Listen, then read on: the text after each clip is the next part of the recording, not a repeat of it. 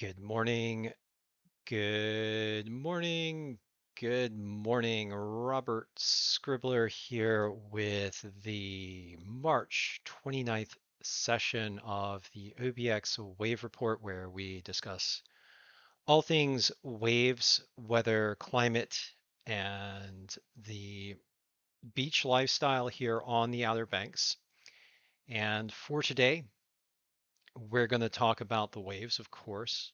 We're going to go through our usual weather and climate analysis, and we're going to talk about some big old sharks, some great whites that are presently swimming offshore in Outer Banks waters.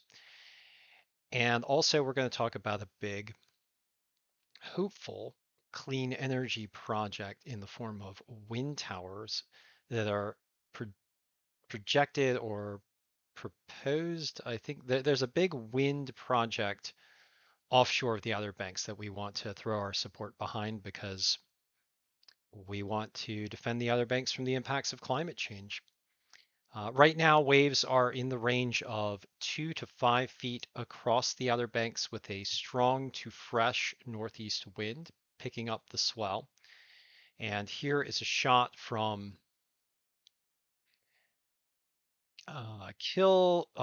East Forest Street beach access just north of Jeanette's Pier yesterday afternoon as the swell began to pick up, and it looks like there's a relatively decent swell, if a little bit choppy, with those fresh to strong northeast winds blowing across the Outer Banks. All right, so let's get into our preamble discussion for the OBX wave report here. And I do want to talk a little bit about sharks. And one of my friends has some shark repelling devices. It's basically a magnet you wear on your wrist, wrist or ankle, that interrupts one of the shark's senses and causes um, like not pain, but just kind of disruption to one of the shark's senses, one of their magnetic senses that they use to home in on prey. And apparently is 75% effective according to coastal research that was done here in on Roanoke Island in preventing shark attacks, mainly preventing exploratory bite type attacks where shark might be curious if a surfer or swimmer is a prey creature and will come up and just take a little bite. Oftentimes, a little bite. Sometimes, I mean, of course, a little bite can be deadly for a person in the water, um, but so these exploratory attacks are to determine whether or not a person is prey, and for the most part, sharks are optimized. I guess optimized is not the right word. They prefer fish. I mean, fish is like the yum yums for them, and people are like the yuck yucks. Oftentimes, you know, people get bit, then they get spit out because the shark is like, not the kind of food that is actually really helpful for a shark, which is a good thing for us people. Very few shark attacks globally on people. Most of them are probably an accident or a case of a shark that has gotten sick, um, or something has gone wrong in some other way. But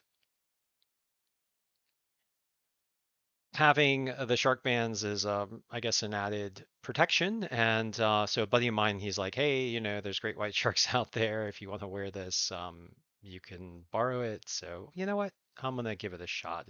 I've never had an issue with a shark in 44 years of being in the ocean. So, but every little bit helps, right? As I said yesterday, I'm not super concerned. I'm not really worried about it. These sharks move up and down the coast every year on the U.S. East Coast. If you want to track them, there's this great site called OCEAR, Oshark, I guess is Oshark. That makes sense. Oshark, which is a shark tracking site where you can find sharks around the world. And right now, there's a decent amount of sharks out here off the Outer Banks that currently have tracking devices on them. We've got Simon, a great white shark. He's about 15 miles offshore at present. He's an 8 footer. He's about 434 pounds. And we've got Breton, which is famous in the news now. Everyone's chatting about Breton. He's nearly a 1,500-pound great white shark, 13 feet 3 inches, big old guy. Um, about looks like about maybe about 10, 12 miles off of Avon right now. And then we got various other sharks around. Tiger shark up here in the Sound, Weimar, a 9 foot tiger shark up in the Currituck Sound, and Crystal, another tiger shark here, looks like close to Emerald Isle. Yeah, looks like near shore, close to Emerald Isle. 11-foot tiger shark out there in the surf. Um, Sharks are out there, and I mean, I've seen them, but never had an issue with them. Not majorly scared. Of course, concerned, and there's always a slight risk. I mean, it's not like when you go into the ocean, you have zero risk. There's always some risk, um, but sharks are just so vital and so important to our oceans. I've got no hate for them. I've got respect. I mean, if I see them in the water, yeah, it's a little scary, but I don't like go to the water being like, oh, I'm super crazy scared of sharks. There are some things you can do to prevent shark attacks or help prevent shark attacks. For example, don't go surfing alone. Don't go surfing in murky water. Don't go surfing in an area of confluence, like where there's like a big like sound opening or river. Sharks tend to feed, at a confluence. Avoid drop-offs where sharks tend to congregate, and don't make a real racket of yourself in the water. If you make a big disturbance in the water, shark might be like, hey, what's that? And come and check it out. And if you see a shark, go in. The ocean's for sharks. We are guests in the ocean. So and have a healthy respect for these massive predators.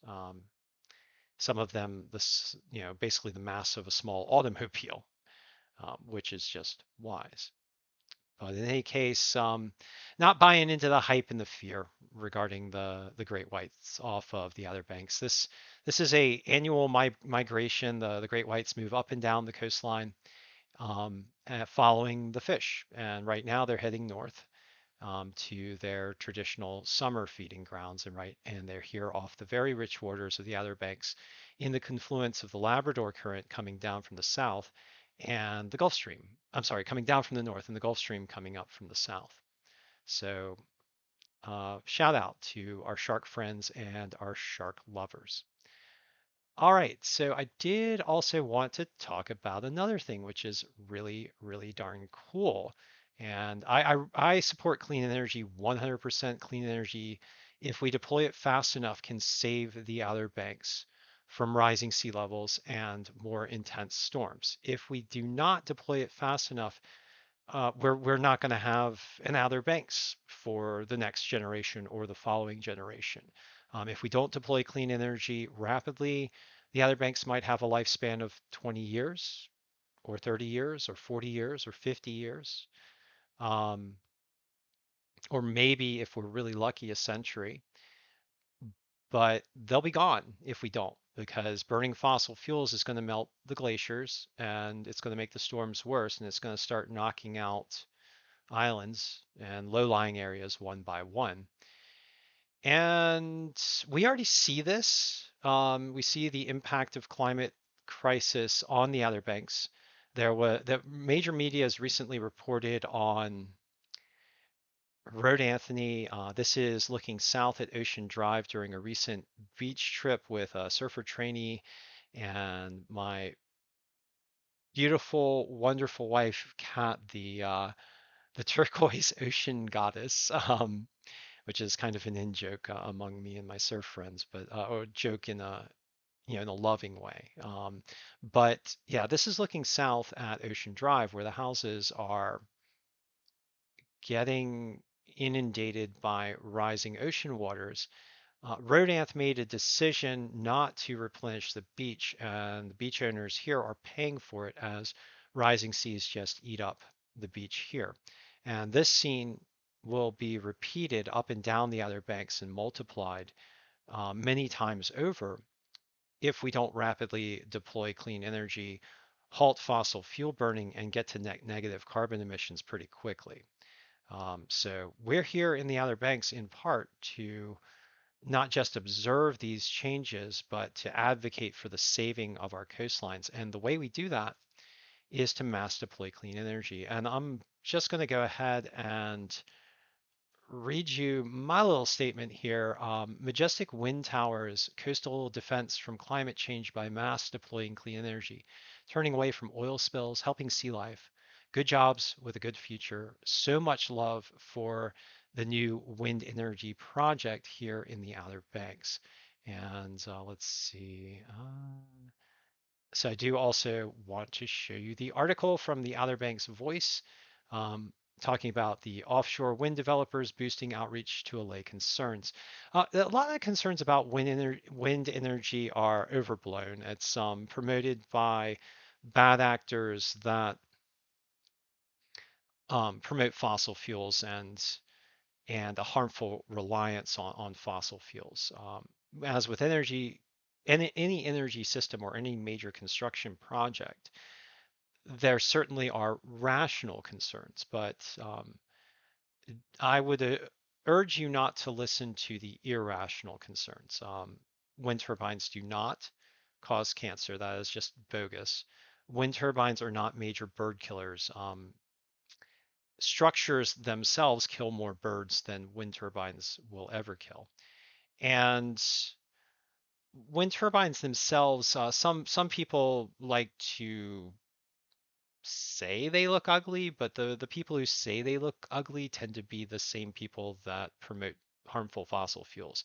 My opinion is that these wind turbines are majestic, and the location of the wind turbines rather far offshore in the wind field means that they're not really going to be visible from the coastline in any kind of major way, or nor are we going to hear the spinning of the turbines in any kind of major way.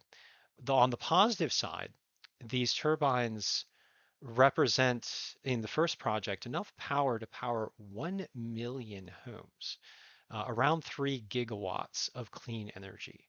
And that is a big gain for both North Carolina, for the United States, and for real freedom and democracy as a defense against the fossil fueled bad actors on the global scale. The more we deploy clean energy, the more we can become, as a nation, energy independent and have less harmful influence by petrostates, less leverage by bad actors like Saudi Arabia or Vladimir Putin. So 100% behind this clean energy project, no regrets, wholeheartedly support it.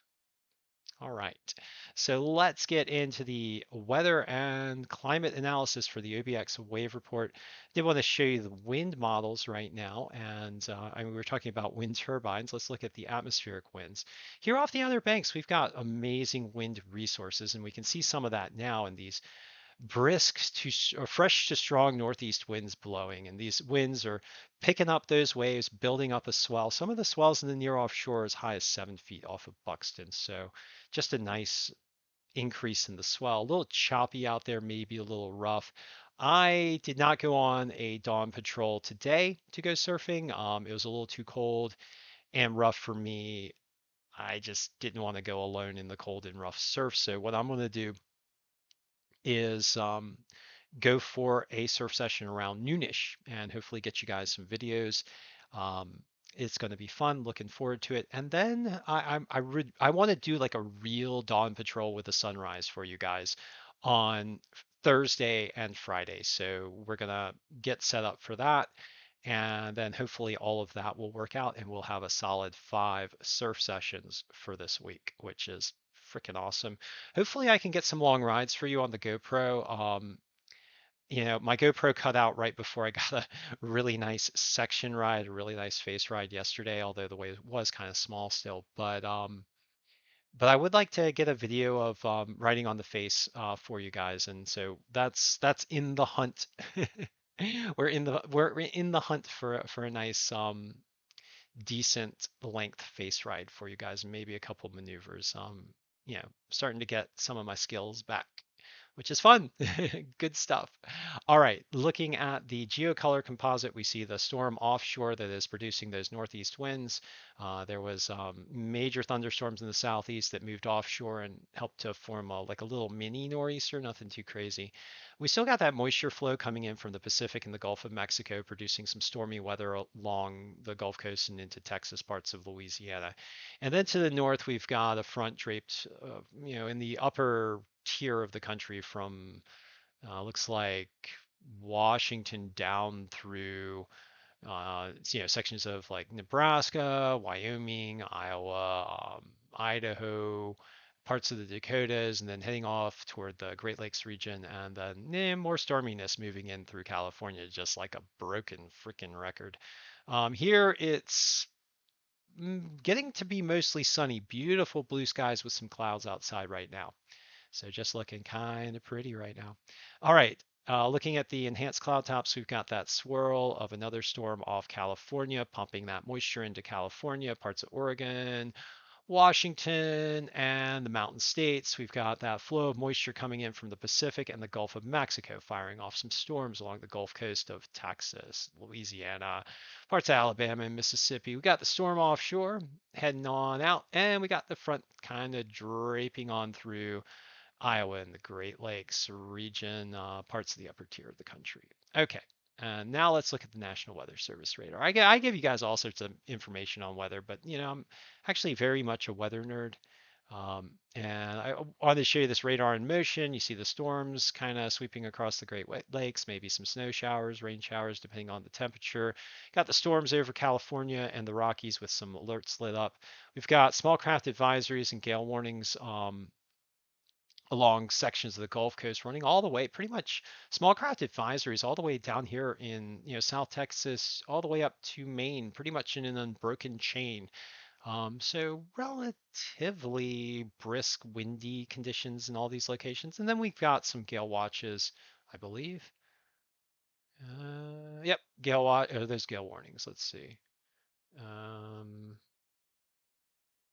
Looks like I have the radar in motion, but I believe those are gale warnings up for parts of the Outer Banks to the south of us. So nothing too crazy as far as weather, with a possible exception being California. Okay, so let's get into the daily observations for specific locations across the Outer Banks. I'm going to start out at Jeanette's Pier, where we've got 2 to 4 foot waves with a primary swell coming in at 6 seconds. That's a 4.5 foot swell. That's coming out of the north-northeast, and we've got a 13-second secondary swell at about 1 foot coming in out of the east-northeast. Winds right now are 19 miles per hour, which is a fresh onshore flow out of the northeast. Air temperatures are 48 degrees, a lot more chilly than it was yesterday and the day before. Well, a bit more chilly. We had temperatures in the middle 50s yesterday and a bit warmer the day before. Ocean water temperature is still relatively warm in comparison to past days at 53 degrees Fahrenheit. Those easterly winds are helping to push in the warmer Gulf Stream waters, and we've just got general warming from a seasonal transition as we get more and more into spring. Weather conditions for today are mostly sunny with an expected high of 51 degrees. Heading on down south to Avon, we're going to go past Rodanth, where the waves are, I'm sorry, S turns first, where the waves are 2 to 4 feet, and then Rodanth, where the waves are 2 to 4 feet. Rodanth, also pronounced Rodanth-he. We've got those double pronunciations here on the Outer Banks. And then down to Avon for a comprehensive analysis, we've got 3 to 4 foot waves. with a primary swell coming in at 6 seconds from the northeast. That is a 6 foot swell out of the northeast. Secondary swell coming in at 7 seconds out of the east southeast. That is a tiny little less than half-foot swell. Winds are strong at 27 miles per hour out of the north northeast. That is an onshore flow. Air temperature is 51 degrees. Ocean water temperature is 62, warming up there at Avon. Mostly sunny. Today, for the weather forecast, breezy with a high of 54. And for our last location, we're going to go down to Buxton. Buxton is, again, the big wave spot for the Outer Banks with 4 to 5 foot waves. Primary swell, big swell, 7 foot swell coming in at 7 seconds out of the north northeast. Secondary swell, 13 seconds, 1.1 foot out of the east northeast. Winds are strong out of the north northeast. That is an onshore flow, strong winds at 26 miles per hour. Air temperature is 52 degrees. Ocean water temperature is hanging in there at 64 degrees. Mostly sunny today, windy, and a high of 54. And I did want to give you some spot observations for waves at Hatteras, which is 2 to 4 feet, and then at Billy Mitchell down here just to the east of Frisco at 2 feet as well. All right, so let's get into our climate and longer term forecasts analysis. So looking at the climate features for today, I'm mainly looking at the global temperature anomalies. Of course, this does not capture all of the climate change related features, but it does give you an idea what's going on with the global climate system. And right now, the global anomaly is in the range of about 5 degrees Celsius above the 1981 to 2010 running mean, and that running mean being already above normal. So 0.5 degrees Celsius above that range, which is already above normal. The hot spots being the Arctic, which is about 1.27 degrees Celsius above normal, with continued warm air invasions coming in through the Bering Sea and looks like parts of Asia. Possible warm air influx coming in east of Iceland, but that doesn't look like a major one right now. That might change. For the US east and southeast, we've got near normal to slightly below normal conditions with that cold air influx. Um, Parts of Asia much warmer than normal. Northwest Africa continuing to be much warmer than normal, just continuous much warmer than normal conditions in Northwest Africa. I think I might have said Northeast. Northwest Africa. Asia has been much warmer than normal generally. Concerned about that for fire weather as we get into summer. Got a little bit of a cold spell for parts of Eastern Europe, warm spell for Western Europe. And and the Antarctic is above normal as we head into Southern Hemisphere fall. And there's our analysis of global temperature anomalies, looking at the lower 48 and trying to get an idea of where the storms are going to show up over the next 7 days. It does look like we're going to get stormier weather in the Great Lakes region and stormier weather in the Tennessee and Kentucky region, and then stormier weather in the U.S. West Coast region with focus on Oregon, Washington, Northern California, Southern California getting a little bit of a respite apparently, and then the mountain regions of the Rockies, the higher peaks, looking at more intense weather as well. Some storminess offshore, but nothing too crazy in this model indicator. All right, let's look at the Climate Prediction Center's outlooks and the monthly temperature outlook. Oop, hold on. There we go.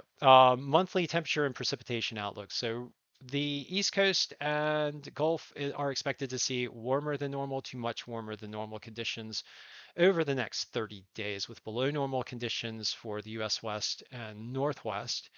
And then above normal precipitation predicted for, actually, let me refresh this, see if we got an update. Yeah, looks like the same. Above normal precipitation predicted for parts of Texas and Louisiana and the Great Lakes region. I do want to look at the tropical weather hazards, and looks like we've got some potential for cyclone activity in the Northwest Australia region. We'll have to keep an eye on that. And I did want to look at the drought monitor, where we see that the drought in California that is seriously backed off, still ongoing for certain regions, but the major region for drought is running up through the central US. All right, so let's get down to the convective outlook. And I want to show you guys some things that's kind of interesting here. All right, for today, we don't really have much in the way of thunderstorm activity expected. Some potential for South Florida, parts of the north, which is kind of interesting. Might be some thunder snow up there, and possible thunderstorm activity in the west. Now, looking at tomorrow, we begin to see a storm develop over the central US, and this is a yeah, kind of a big extreme weather deal for the central US. Um, as we get into the day, let's see, today is Wednesday, Thursday. As we get into the day on Friday, I do want to show you the, now my maps are moving, so let's stop that. As we get into the day on Friday, there is a very large region of enhanced risk for severe thunderstorms running from Iowa all the way down to Arkansas and into parts of Illinois, Tennessee, Kentucky, and Mississippi. So this region looking rather large. So we are going to need to keep an eye out for severe weather for this zone come Friday. There is a major storm system that is starting to take form in the central U.S. is expected to sweep north and east through the Great Lakes region, and it's going to be looks like a potential big severe weather maker for the Mississippi River Valley region running from Louisiana all the way up through Iowa. So for our friends in those regions, please keep an eye out for severe weather, severe thunderstorms, possible tornadoes. Please stay safe. Please listen to your local emergency folk and your local weather and yeah, weather experts and extreme weather experts. All right, let's get into the forecast models. I do want to show you the storm. Right now, there's no rain in the Outer Banks. It's already moved off. So this model is probably about 6 hours old. So let's just advance it to about now. And then I'm going to show you the storm moving off the US East Coast. Will in the Outer Banks have receding northeast winds, probably a nicer swell as we get into the day on Thursday. And then on Thursday, we get that storm system starting to develop with strong southerly winds dredging up that moisture from those warmer than normal temperatures over the Gulf of Mexico, warmer than normal ocean surface temperatures, and pulling in that instability in from the west over the Rockies. Those are key ingredients for severe weather. And then as we get early into the day on Friday, you get the precipitation starting to line up, and then we've got like a 990 millibar low that gets much stronger, gets down into like a 985 millibar range later in the day. And then through the night, we start to see, some of these yellows and, dark greens pop up, which is a possible indicator of severe weather. And then on the northwest side of the low, you get some strong snowfall. And looking at, I don't know, maybe possible strong winter storm, possible blizzard conditions for parts of the Great Lakes in Minnesota, and then tracking on toward the east. And you see those bands of yellow that possibly indicates some training thunderstorms. When thunderstorms get into train, they get in a line and they just come one right after the other over the same area. So we'll just have to keep an eye out, see how that happens. And then by Saturday, the storm heads off toward the northeast, and then Sunday heading offshore. And for the Outer Banks here, we're just going to see another front come through. It doesn't look too severe for now. We'll have to keep an eye on it, but it doesn't look too severe. And then again, we've got the influx of storms running in through the Pacific Northwest and Northern California. Okay, let's get down to the wave models. I do want to provide my daily wave and swell forecast for the Outer Banks provided by Earth Null School. And right now, the wave heights in the near offshore environment for the Outer Banks are ranging from about 5 to 7 feet coming out of the northeast on the backside of a low pressure system developing offshore. Not a very strong one, but we do have an enhanced swell as a result. And then tomorrow, the swell orienting more, more toward the north and east with looks like 4 to 5 foot swell. And that would be on Thursday. Looks like a more gentle day with regards to winds. More gentle, maybe. Yeah, a little more gentle, but not extremely. We still got winds in the 20-mile-an-hour range in the near offshore environment. So let's go back to waves.